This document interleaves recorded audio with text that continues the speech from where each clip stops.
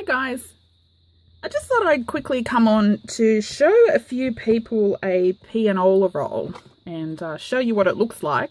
A few weeks ago I had a little hidden sneaky giveaway in one of my videos, and I referred to a pianola roll that I had purchased from Reverse Garbage in it, and a couple of people wasn't sure what it was. I think I can't remember, but I think it might have been Tammy, Denise Howard, and Juni Desiree from memory.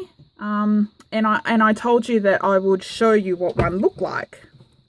So this is the box, and I bought this from Reverse Garbage. That day that I was there, they actually had stacks and stacks of these, and oh my gosh, I love old papers, and I really wanted to buy the whole stack, and I was thinking at worst I could put them in my Etsy shop, but I know what I'm like. I love old papers and I find them really hard to part with, and I thought if I buy a stack of pianola rolls, I'll end up keeping them, and I've got to stop buying old papers and old things to keep. Yeah, I've got no room for anything anymore. Anyway, so this one, all it is, it's just like a continuous roll of paper. And look at this, isn't it beautiful? It looks like an old map when you open it up. And it's just a continuous roll of paper, and it has these little perforations punched into it. And you can look it up to see exactly what it is, but I thought I would show you one since I've got it. But look at that, isn't that beautiful? I just love it. Anyway, it's got these perforations punched into it, and as it's just really like, it plays music. So it goes into some, I'm not sure the proper name, but some sort of piano player, and you would have seen them on TV at some stage. And as these little perforations move over, there's some sort of reader, it'll play the notes.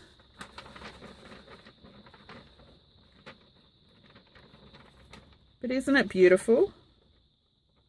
I really love it. And there's some writing on there. I mean, these would be great in junk journals as well, but I can't chop up old papers like this. I know I've kind of got a nickname as the chopper, but yeah, I can't chop up stuff like this. They're too beautiful. But if it were damaged or really badly beaten up, yeah, I could, but this one's in really good nick.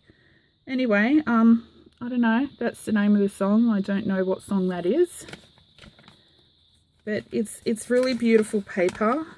It looks really gorgeous. I love how it's on a roll. This one is good because it's still got the string in the eyelet.